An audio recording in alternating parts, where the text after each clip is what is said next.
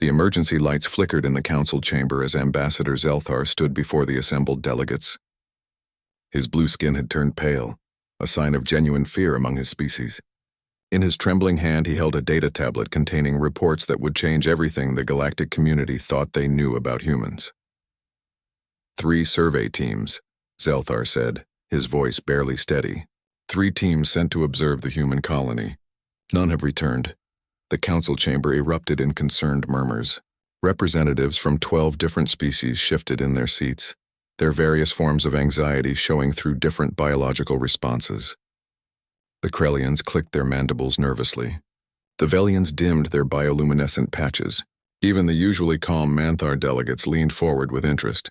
Zelthar continued his report. The humans established their colony on New Haven just 8 months ago. According to our classifications, New Haven is a Class 4 death world. The gravity alone should make it uninhabitable for most species. Yet the humans chose it willingly. A Krellian counselor raised one of her 6 arms. Perhaps they didn't understand the danger. Humans are new to galactic space. They've only been here 20 years. That's what we thought initially, Zelthar replied. But our intelligence suggests otherwise. The humans didn't stumble onto New Haven by accident. They selected it specifically because no other species wanted it. They saw it as an opportunity. On New Haven, Captain Jake Morrison stood on the colony's outer wall watching the sun set over the toxic forests that surrounded the settlement. He was a tall man with weathered skin and sharp eyes that constantly scanned the horizon for threats. His military background showed in his posture and the efficient way he moved. "Another quiet day," said Lieutenant Amy Price, joining him on the wall. She was younger than Jake, with short red hair and a constant alertness that made her excellent at security work. She carried a data pad displaying the colony's defense grid. "Quiet is good," Jake replied, "but it won't last. We've been detecting surveillance drones for the past 3 weeks. Someone's watching us." Amy nodded. "The automated systems tagged them as Krellian design. They're probably curious about the missing survey teams." Jake sighed. "Those teams should have responded to our warning beacons. We placed them everywhere around the perimeter. Clear signals in 40 different languages saying, 'This is human territory and visitors need to make contact before approaching.'" 2 of the teams triggered the automated defenses, Amy said, checking her data. They were using active scanning equipment that our systems interpreted as weapons locks. The 3rd team went into the southern mining zone during breeding season. Jake winced. The southern zone was home to creatures the colonists had started calling razorbacks. They were 6-legged predators the size of Earth elephants, with armor plating that could deflect most small arms fire. During breeding season, they became extremely territorial. "Did we recover any remains from the 3rd team?" Jake asked. "Pieces," Amy said quietly. "Not enough to identify individuals. We sent everything we found to the council with a full report and our condolences. We even offered to help search for survivors, but by the time we got there, it was too late." Below them, the colony of New Haven spread out in organized sectors. 5,000 humans had made this place their home. The buildings were solid structures built from local materials, designed to withstand the planet's violent storms. Gardens grew food in soil that had been carefully treated to remove the worst toxins. Children played in the streets, laughing and running in gravity that would exhaust most adult aliens within minutes. Helen Brooks, the colony administrator, walked through the main square with her usual confident stride. She was a middle-aged woman with gray streaking through her dark hair, and the kind of practical wisdom that came from managing impossible situations. People respected her because she never asked anyone to do something she wouldn't do herself. "Governor Brooks," called out Kyle Foster, jogging to catch up with her. Kyle was the colony's chief engineer, a stocky man with perpetually grease-stained hands and a mind that could solve almost any technical problem. "I've finished the upgrades to the Western Shield generators. We're now at 130% capacity across the entire grid." "Good work," Helen said. "Jake thinks we're going to have visitors soon. Possibly not the friendly kind." Kyle nodded. "I heard the same. Don't worry. This place was built to last. The shields can handle anything short of a sustained fleet bombardment, and even then, we've got backup systems that'll buy us time." They passed the medical center where Dr. Lisa Grant was training new staff. Lisa was a calm, efficient woman who had seen her share of emergencies. On a colony like New Haven, a doctor needed to handle everything from standard illnesses to animal attacks to radiation exposure from the mining operations. the main square filled with colonists as evening approached. New Haven operated on a tight schedule, work during the safer daylight hours, secure everything before dark when the planet's nocturnal predators became active. It was a routine everyone followed without complaint. Helen stopped at the community board where announcements were posted. Someone had added a new drawing from the school. The children had been studying Earth history and had drawn pictures of old Earth animals. Helen smiled at the irony. The creatures the kids drew as impressive predators, lions and bears and sharks, were actually less dangerous than the average wildlife on New Haven. That was the thing about humans that the rest of the galaxy didn't quite understand yet. What they called a death world was just slightly worse than humanity's homeworld. The gravity was higher, yes, but humans adapted. The wildlife was dangerous, but humans had lived alongside dangerous animals for millions of years. The weather was violent, but humans had survived ice ages and asteroid impacts. As night fell, the colony's lights came on in sequence. Automated defenses activated, sensors swept the perimeter. Inside the walls, families sat down to dinner. Someone played music in one of the communal areas. Life continued normally. In orbit above New Haven, a Krellian diplomatic ship dropped out of faster-than-light travel. Its captain reviewed the mission briefing one more time. Approach the human colony. Investigate the missing survey teams. Assess whether these humans pose a threat to galactic peace. The captain looked at the planet below. Sensors showed toxic atmosphere in some regions, dangerous fauna readings that spiked across the entire surface, and gravity that made his stomach turn just thinking about it. Yet the human settlement glowed with lights and energy signatures. They weren't just surviving down there. They were comfortable. He opened a communication channel to the colony. Human settlement, this is Krellian diplomatic vessel seeking permission to land and discuss recent incidents. Jake Morrison's voice came back almost immediately. Krellian vessel, you're cleared for landing at coordinates we're transmitting now. Welcome to New Haven. Please follow the approach vector exactly. Our automated defenses are active and will engage any deviation. The Krellian captain felt a chill at those words.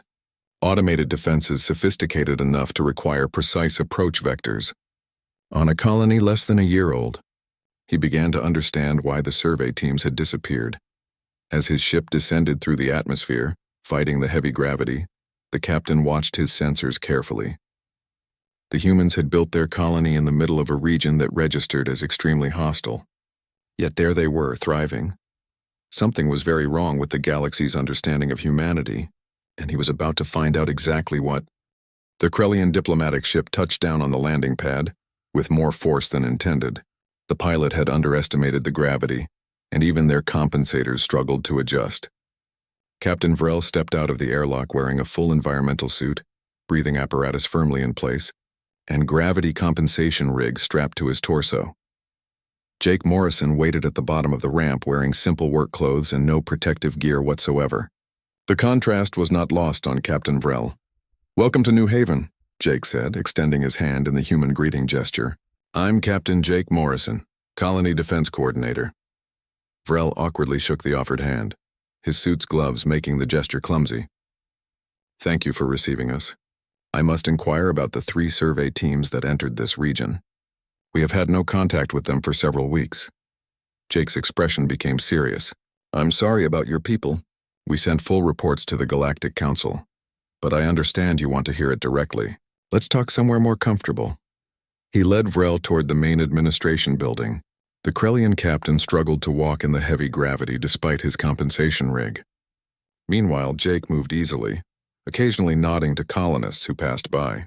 Children ran past them laughing, playing some kind of game that involved a lot of running and jumping, in this gravity, without any assistance. Inside the building, Helen Brooks stood waiting with a data terminal already prepared. Captain Vrel, I'm Administrator Brooks. Please sit down. Can we offer you anything? Vrel carefully lowered himself into a reinforced chair, designed for various alien anatomies. No, thank you. I would like to understand what happened to our people. Helen activated the terminal and holographic displays filled the air between them. The first team entered our territory from the northwest. They ignored 6 separate warning beacons, all broadcasting in Krellian language among others. Our automated defense systems detected their active scanning equipment and interpreted it as weapons targeting. The display showed sensor logs, timestamps, everything documented in precise detail.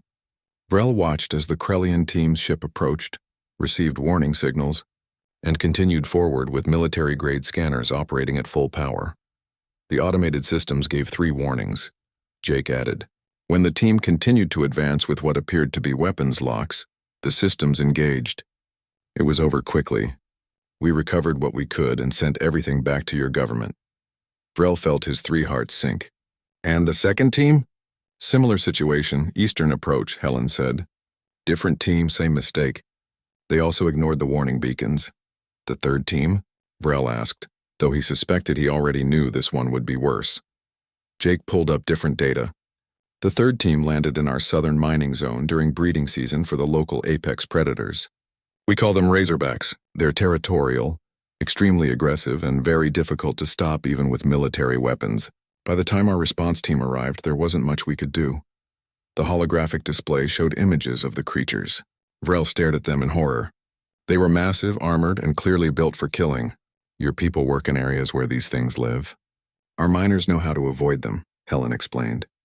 We track their movements, respect their territory during breeding season, and maintain defensive positions. It's manageable if you know what you're doing. Manageable, Vrel repeated faintly. These creatures looked like they could tear through a starship hull. Over the next 3 days, Captain Vrel toured the colony with growing disbelief. He watched human workers in the fields, harvesting crops while keeping an eye out for predators. He visited the mining operations where humans extracted valuable minerals from deep underground, working in conditions that would require full hazmat protocols on most worlds. He observed the school where children learned mathematics and history in a classroom, with windows that showed the toxic forest outside. On the 3rd day, he witnessed something that would haunt his reports forever. A razorback wandered into the colony's outer perimeter. Alarms sounded, and Vrel expected to see panic. Instead, he watched as a response team of 5 humans calmly grabbed weapons and headed toward the creature. They didn't kill it. They herded it. Using noisemakers, barriers, and coordinated movements, they guided the massive predator back toward the forest. When it charged, they scattered with practiced ease and regrouped immediately. Within 20 minutes, the razorback was back in its territory, and the humans returned to their normal activities. This happens often? Vrel asked Amy Price, who had been assigned as his guide. Every few weeks, Amy replied casually. They're curious creatures. We try not to kill them unless absolutely necessary. They're part of the ecosystem, and we're guests on their world. Vrel couldn't believe what he was hearing. These humans considered themselves guests on a planet they had colonized. They respected predators that could kill them. They worked in environments that should require constant emergency protocols. And they did it all like it was completely normal. When Vrel's ship departed New Haven, he carried detailed sensor logs, recordings, and personal observations. The moment he was clear of the planet's gravity well, he transmitted everything to the Galactic Council with a priority alert. His message was simple. Humanity was not what they appeared to be. These weren't desperate refugees trying to survive on a harsh world. These were apex predators who had found a planet that felt like home. The message reached the Galactic Council within hours. It spread to every major government within days, and within weeks it reached the Zynthian Empire. Warlord Krenth reviewed the data in his command chamber aboard the military station that orbited the Empire's capital world. He was a veteran of 30 campaigns, a master of strategy, and always looking for advantages that could expand Zynthian power. A death world, he mused, watching footage of New Haven. Colonized successfully in under a year. If we could understand how they do this, we could claim hundreds of uninhabitable systems. His tactical officer, a younger warrior named Drax, nodded eagerly. The Empire could triple its territory. Resources from worlds we currently cannot touch would become available. Krenth studied the human colony more carefully. The defenses were impressive for such a new settlement, but nothing compared to a proper military force. 5,000 civilians, mostly workers and families, a handful of security personnel, some automated systems that were probably designed more for keeping wildlife out than repelling an actual invasion.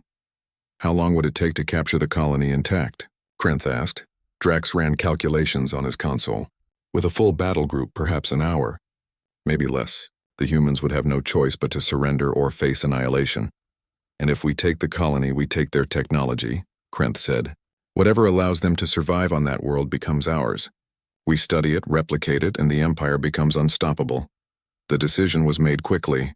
The Xinthian Empire had built its power on aggressive expansion and quick military victories. They saw the human colony as an opportunity too valuable to pass up. A small settlement on the frontier, far from Earth's main territories, lightly defended and full of secrets worth taking. Warlord Krenth assembled his fleet personally. 30 warships, experienced crews, and overwhelming firepower. This wouldn't be a battle. It would be a demonstration of Xinthian superiority. A quick strike that would secure a strategic prize and send a message to the rest of the galaxy about who truly held power. On New Haven, Helen Brooks received a priority transmission from Earth's diplomatic service. She read the message twice to make sure she understood correctly, then immediately called an emergency meeting. Within an hour, the colony's leadership gathered in the administration building. Jake Morrison, Amy Price, Kyle Foster, Lisa Grant, and a dozen other key personnel filled the conference room. "We have a situation," Helen said without preamble. "Intelligence reports indicate that a Xinthian battle fleet is heading our way." 3 days out, maybe less, the room remained quiet. No one panicked. No one suggested evacuation. These were people who had chosen to live on New Haven specifically because it challenged them. They had faced down predators, toxic storms, and every hardship this world could throw at them. The idea of running from a fight simply didn't occur to them. Jake spoke first. "How many ships?" "Approximately 30, Helen replied. "Full battle group with carriers, destroyers, and support vessels." Kyle leaned back in his chair, thinking. "Our shields can handle sustained bombardment for a while, but not from that many ships. We'll need to upgrade the power distribution." "Medical is ready," Lisa said calmly. "We've been running disaster drills every month. We can handle mass casualties if it comes to that." Amy pulled up defensive positions on her datapad. "We've got 12 defense platforms operational, with another 6 that could be rushed online if we work around the clock. Not enough to fight 30 ships head-on, but enough to make them think twice." Helen looked around the room at these capable, confident people. "Earth is sending reinforcements, but they won't arrive in time. This is our decision. We can evacuate most people before the fleet arrives, or we can stay and defend our home." Jake stood up. "I say we call a town meeting. Let everyone decide for themselves." That evening, 5,000 colonists. The Xinthian fleet dropped out of faster-than-light travel at the edge of the New Haven system, with the precision of a military force that had conducted dozens of similar operations. 30 warships formed into attack positions, their weapons powered and shields at maximum. Warlord Krenth stood on the bridge of his flagship, studying the planet below with satisfaction. "Send the standard surrender demand," he ordered. "Give them 1 hour to comply." His communication officer transmitted the message. It was simple and direct. The Xinthian Empire claimed this world. All humans must evacuate immediately or be removed by force. Resistance would be met with overwhelming firepower. On New Haven, Jake Morrison received the message while standing in the colony's command center. Around him, dozens of operators monitored defense systems, shield status, and sensor readings. Everyone worked with calm efficiency, no panic, no fear. "Just professionals doing their jobs. They want a response?" Jake asked. "Yes, sir," the communication officer replied. "They're waiting." Jake thought for a moment, then spoke clearly. "Transmit this. New Haven is human territory, legally claimed and registered with the Galactic Council. The Xinthian Empire has no authority here. Leave peacefully or we will defend ourselves." Amy Price stood beside him, watching the tactical display. "You think they'll actually leave?" "No," Jake said honestly. "But we're giving them the chance. Everything that happens after this is their choice." Aboard the flagship, Warlord Krenth listened to the human response with amusement. Defend themselves with what? Farming equipment? He turned to his tactical officer. "Begin the attack. Target their shield generators first. I want them disabled within 10 minutes. The Xinthian fleet opened fire." Energy weapons blazed across the darkness of space, striking New Haven's planetary shields with enough force to vaporize a small moon. The shields lit up with brilliant light as they absorbed the incoming fire, and held. Krenth frowned. "Increase firepower. All ships concentrate on one section." The bombardment intensified. 20 warships focused their weapons on a single point in the shield grid, pouring enough energy into it to melt through the hull of any ship in the galaxy. The shields buckled slightly, power readings fluctuating, but they held. In the command center, Kyle Foster monitored the shield systems from his engineering station. We're at 70% capacity in the northern sector, redistributing power now. His fingers flew across the controls, routing energy from less threatened areas to reinforce the weakest points. How long can we hold? Helen Brooks asked, standing beside Jake. Against this level of firepower? Maybe an hour, Kyle replied. But I've got a few tricks ready. Let them think they're winning for a bit. Jake watched the tactical display as the Zynthian ships maintained their assault. He had given them multiple chances to leave. He had warned them. Now it was time to show them why attacking humans was a mistake. Amy, are all civilians in the shelters? Yes, sir, Amy confirmed. Everyone accounted for. Kyle, status on the defense platforms? All 18 platforms online and ready, Kyle said with a grin. They still think we only have 12 because they're only seeing 12 on sensors. The other 6 have been running silent. Good, Jake said. Let's give them one more warning, then we respond. He opened a channel to the Zynthian fleet. Warlord Krent, this is Captain Morrison. You have attacked a peaceful human colony without provocation. I'm giving you one final chance to withdraw. This is your last warning. Krent's laughter came through the speakers. Humans do not give warnings to the Zynthian Empire. We take what we want, and right now we want your colony and its secrets. Surrender or die. Jake closed the channel and looked at Amy. Release the safety protocols. Weapons free. The defense platforms that had been visible to Zynthian sensors suddenly revealed their true nature. What appeared to be simple defensive installations transformed as weapon ports opened and targeting systems came online. Then the 6 hidden platforms dropped their stealth fields and joined the visible ones. 18 platforms. Each equipped with weapons designed by humans who understood that sometimes the best defense was overwhelming offense. Railguns fired first. Solid projectiles accelerated to relativistic speeds crossed the distance between planet and fleet in seconds. The Zynthians barely had time to register the threat before the first round slammed into their shields. Unlike energy weapons that shields were designed to disperse, kinetic projectiles transferred their momentum directly. Ships rocked from the impacts, evasive maneuvers. Krent shouted, gripping his command chair as his flagship shuddered. Missile pods launched next. Hunter-killer drones swarmed out from the platforms, small and fast and carrying warheads designed to penetrate shield frequencies. The Zynthian point defense systems engaged, destroying many of the drones, but not all of them. Explosions blossomed across the fleet as missiles found their targets. Jake watched the tactical display with the cold calculation of a veteran soldier. Focus fire on their carriers. Take out their fighter support. The defense platforms adjusted their targeting. 2 Zynthian carriers found themselves under concentrated fire from multiple angles. Their shields held for almost a minute before failing. The follow-up strikes crippled their launch systems, trapping their fighters inside damaged bays. Impossible, Krent whispered, watching his tactical display in disbelief. They're colonists, farmers. This level of coordination requires military-grade AI systems. What he didn't understand was that every operator in the human command center had military training.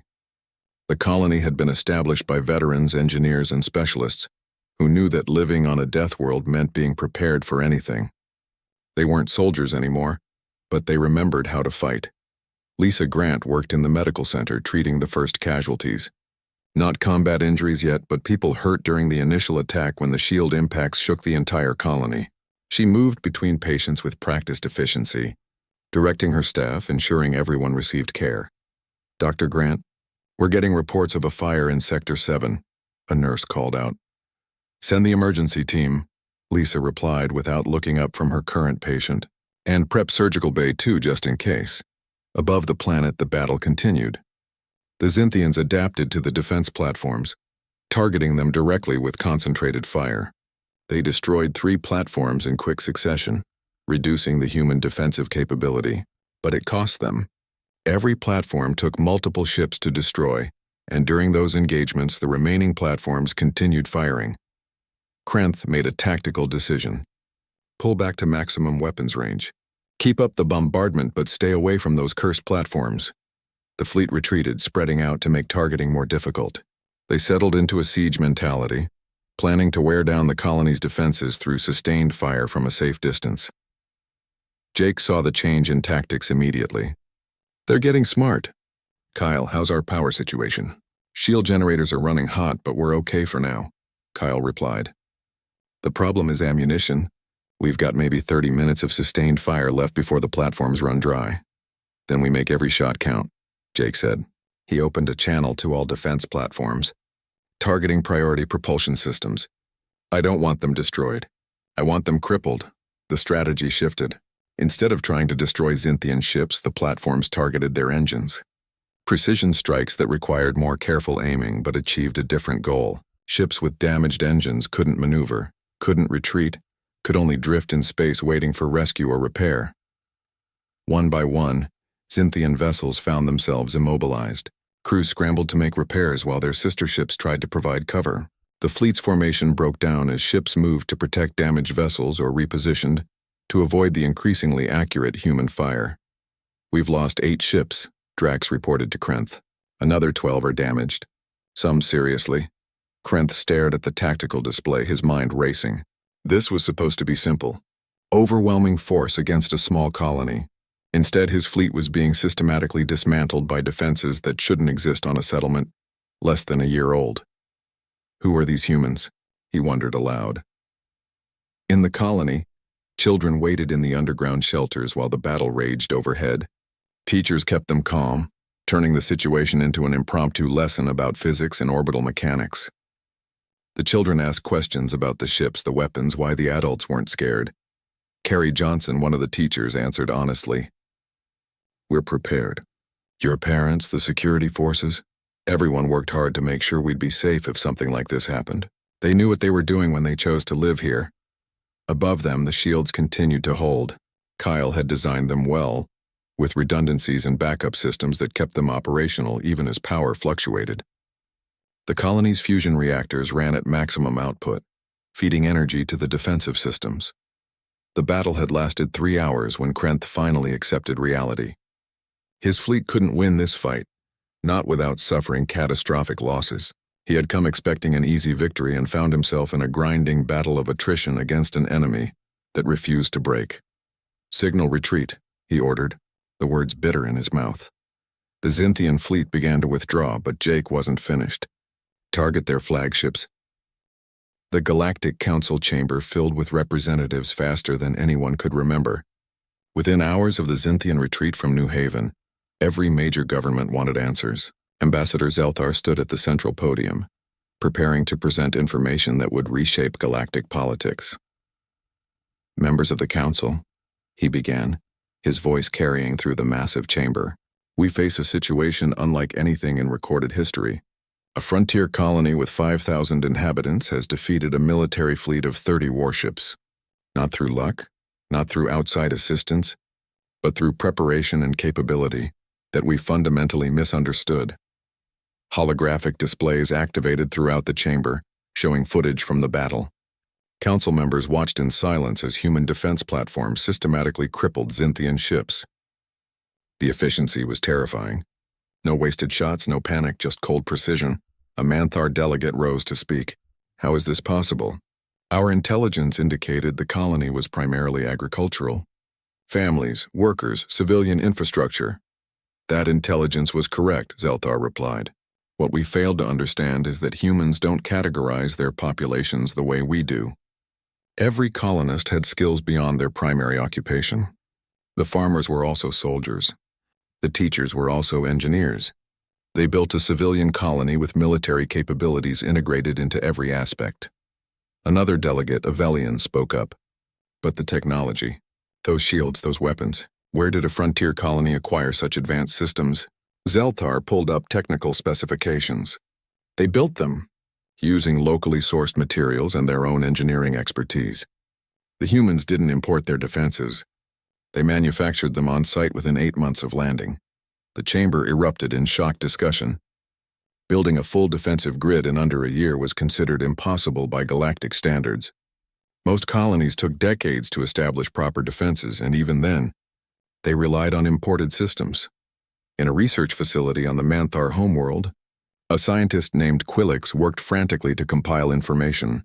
She had been studying humans since their first contact with galactic civilization, fascinated by this strange species.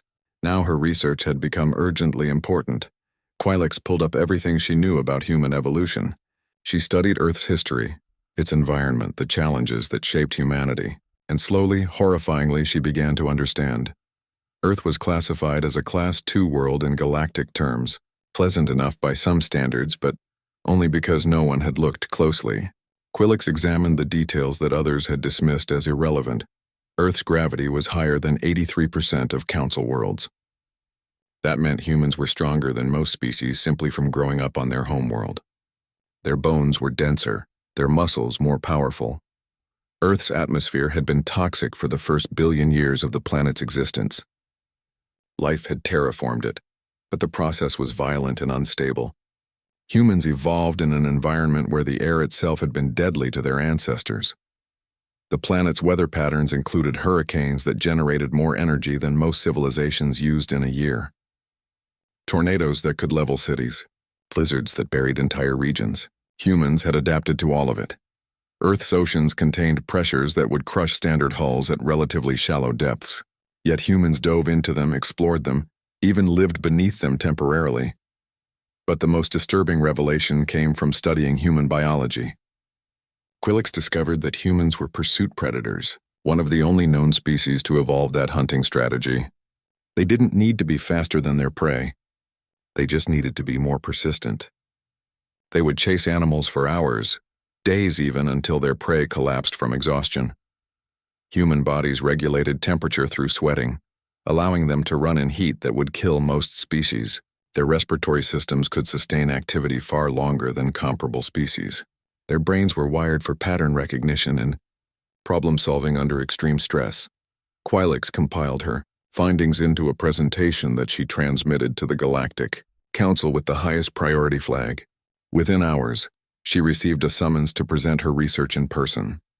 She stood before the Council 2 days after the New Haven incident, her hands trembling as she prepared to explain what humanity truly was. Members of the Council, Quilix began, I have spent 15 years studying humanity.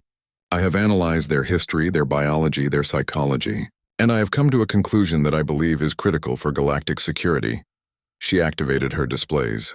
Images of Earth filled the chamber. This is the human homeworld. By our classifications, it is a death world. Not extreme, but deadly nonetheless. And humans don't just survive there. They dominate it. The displays shifted to show human history, wars that spanned continents, environmental disasters that should have caused extinction, ice ages, asteroid impacts, volcanic eruptions that blocked out the sun. Their species should have died 1,000 times over. Instead, they adapted. Every challenge made them stronger. Quilix showed footage of humans interacting with Earth's wildlife. They domesticated animals that should have been their predators. Wolves became dogs. Wild cats became companions. They took apex predators and turned them into allies. She pulled up data on human expansion into space. In 20 years, they have established 47 colonies. Most species take centuries to achieve that level of expansion. Humans do it in decades, and they're choosing worlds that we classify as uninhabitable. A Krellian delegate interrupted. But surely their technology gives them an advantage. They must have advanced systems we don't understand. Their technology is advanced, Quilix agreed, but it's not beyond our understanding. What makes them dangerous is how they think. Humans see problems as temporary obstacles. They don't accept limitations. They don't acknowledge impossibilities. She showed footage from New Haven. Humans working in toxic forests, children playing in heavy gravity, colonists treating apex predators as nuisances. What we call a death world, they call Tuesday. New Haven isn't remarkable to them. It's just another place to live. The chamber fell silent as the implications sank in. If New Haven was normal by human standards, then what else were they capable of? How many other death worlds would they colonize? How quickly would they spread? Ambassador Zelthar stood again. I propose we establish a quarantine zone around human space. Not as an act of aggression, but as a practical safety measure. If they continue expanding at current rates, they will dominate the galaxy within 3 generations, simply because they can live where we cannot. The proposal sparked immediate debate. Some species saw humans as a threat that needed to be contained. Others recognized the potential for alliance. If you were a weak species surrounded by aggressive neighbors, having humans nearby suddenly seemed advantageous. The vote took 3 days. In the end, the quarantine proposal failed.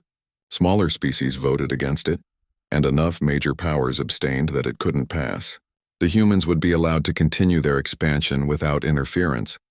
On New Haven, life had returned to normal surprisingly quickly. Repair crews fixed the damaged sections. Kyle Foster's teams rebuilt the destroyed defense platforms.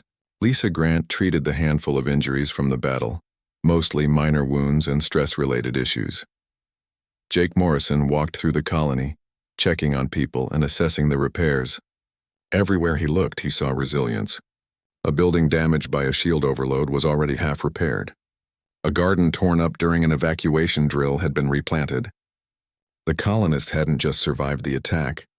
They had shrugged it off and moved on. "We're getting a lot of attention," Amy Price told him, reviewing communication logs. "Media requests, government inquiries, even some threats from groups that think we shouldn't exist." "Let them talk," Jake replied. "We're not here for them. We're here because this is our home." Helen Brooks met with a delegation from Earth's government via video link. They wanted to send military reinforcements, establish a permanent fleet presence in the system. Helen listened politely, then declined. "We appreciate the offer," she said, "but we don't need a military garrison. We proved we can defend ourselves. What we need is support for expansion. More colonists, more resources help establishing trade routes." The Earth officials seemed taken aback. They had expected the colonists to be traumatized, desperate for protection. Instead, they were planning for growth.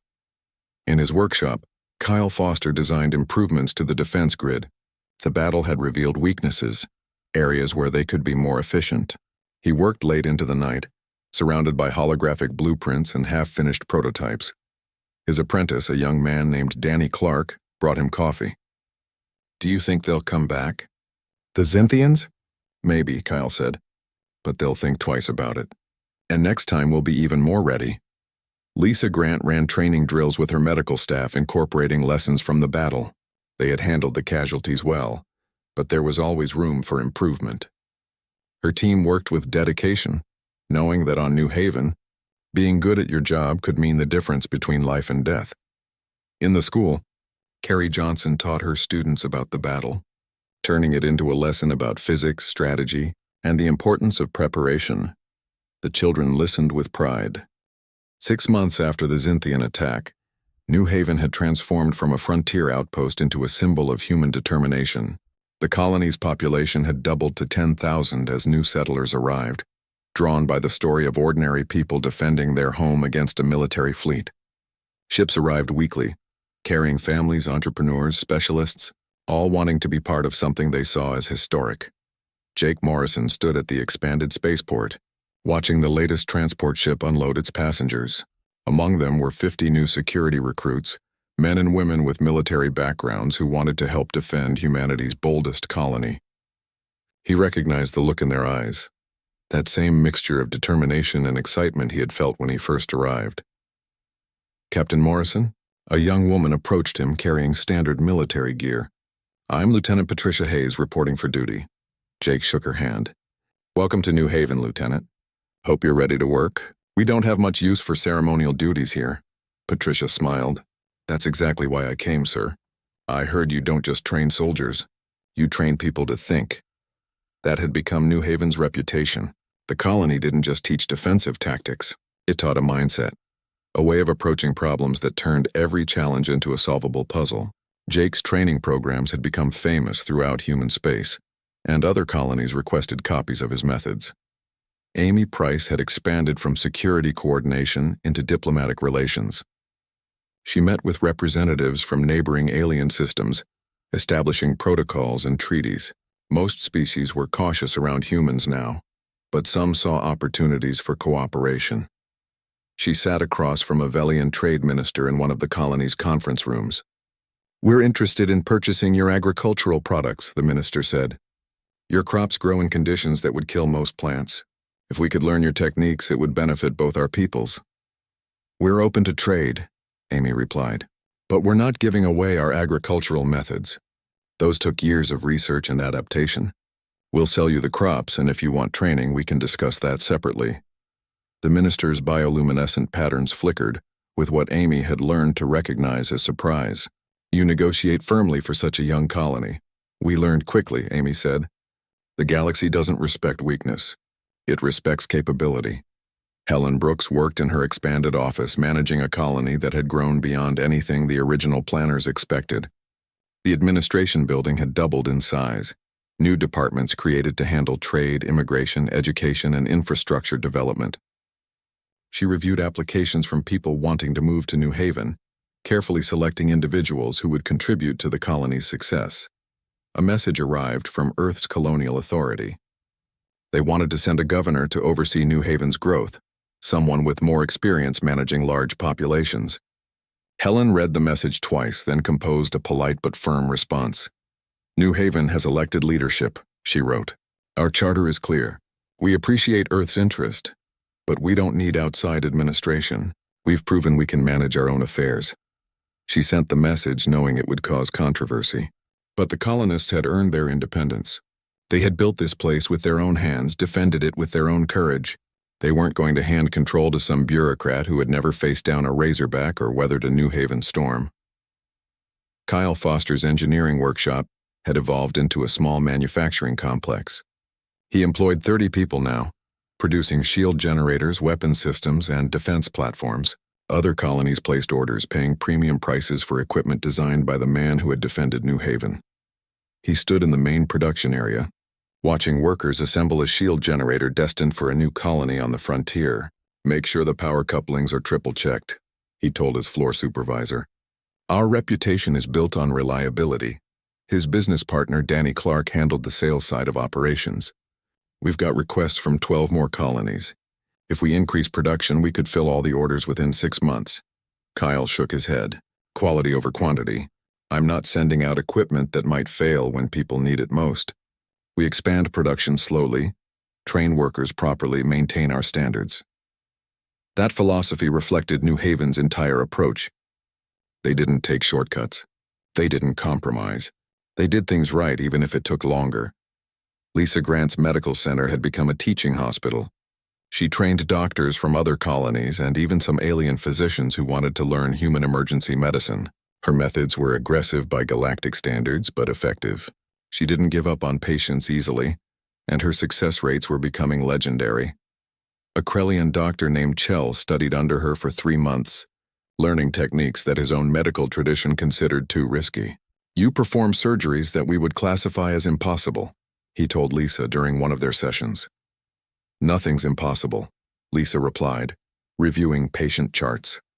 Some things are just harder than others. You calculate the risks, prepare for complications, and do everything you can to save lives. That's the job. Chell returned to his homeworld with new skills and a different perspective on medicine. He began teaching other Krellian doctors the human approach, starting a quiet revolution in their medical community.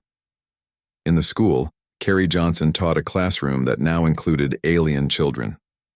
3 Velian kids whose parents worked at the new trade outpost attended her classes alongside human students. She treated them exactly the same as everyone else, with high expectations and genuine respect.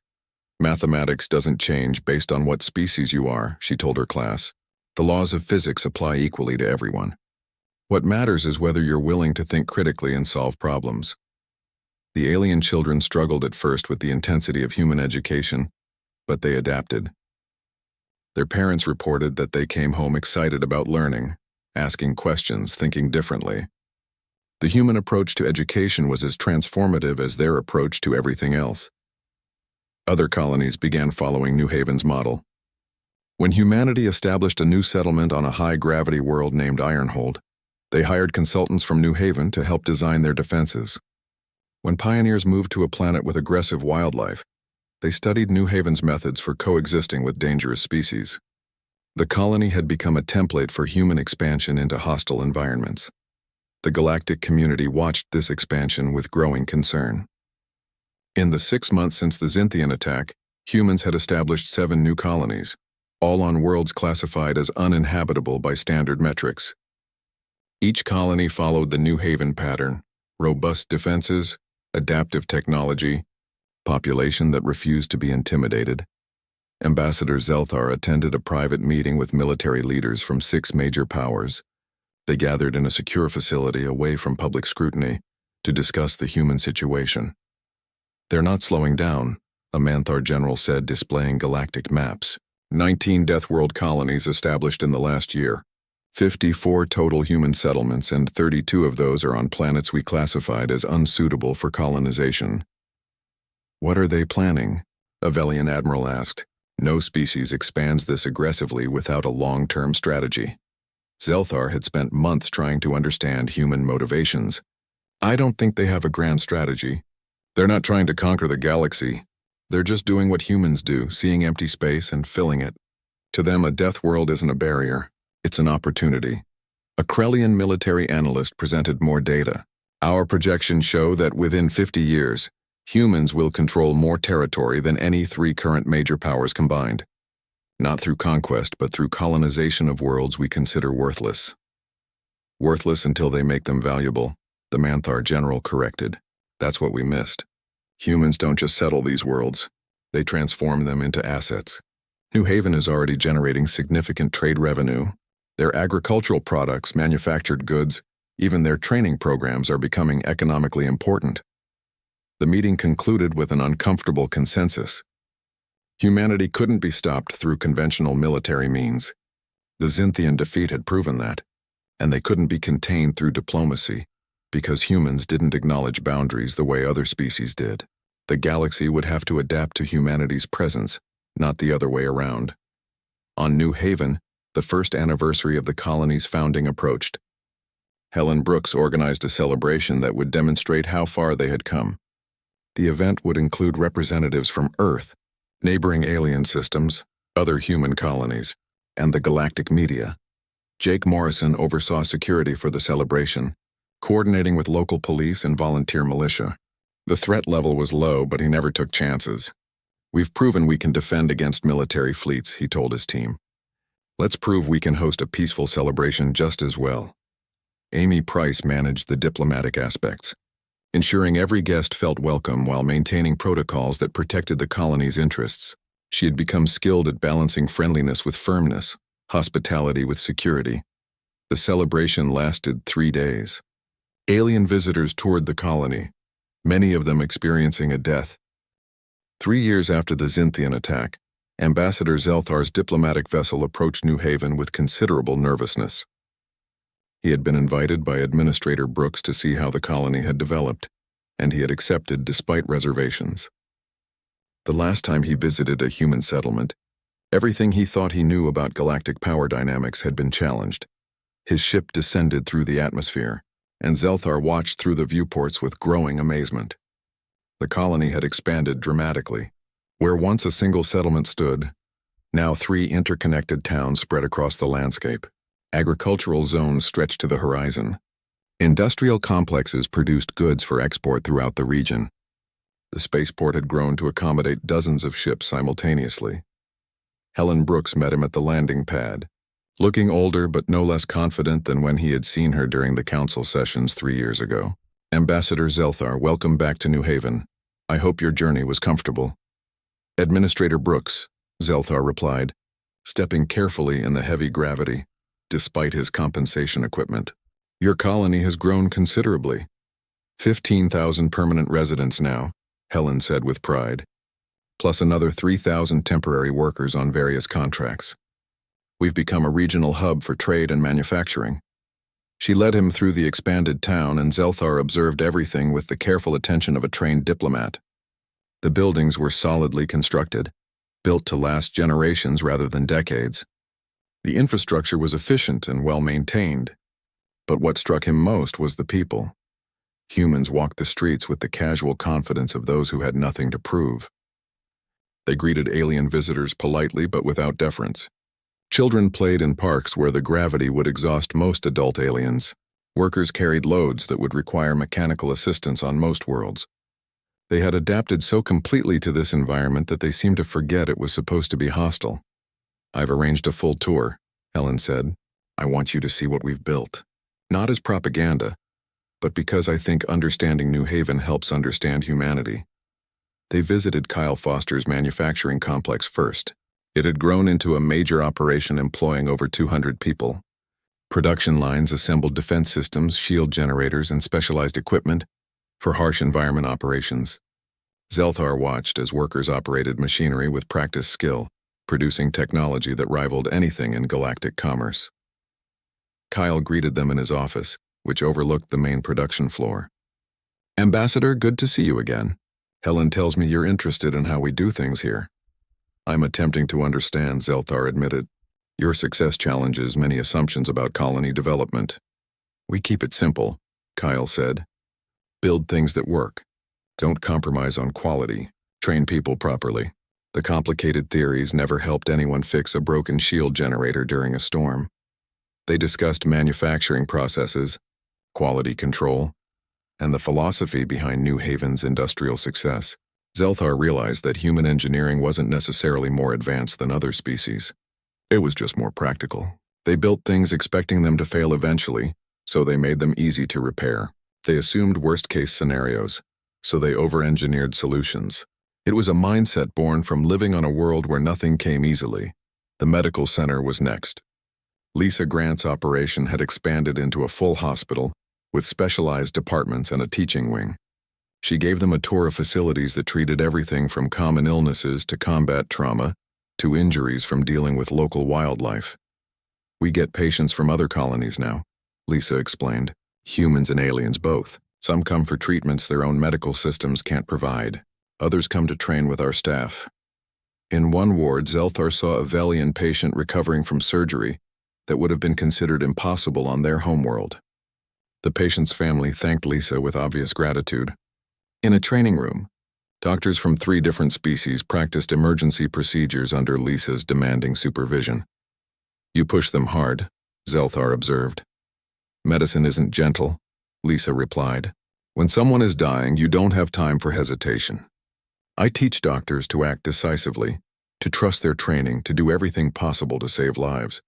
That's not a human trait, that's just good medicine." But Zelthar understood it was deeply human.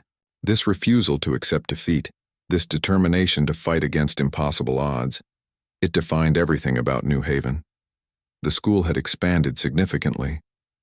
Carrie Johnson now served as principal of an educational complex that taught 500 students.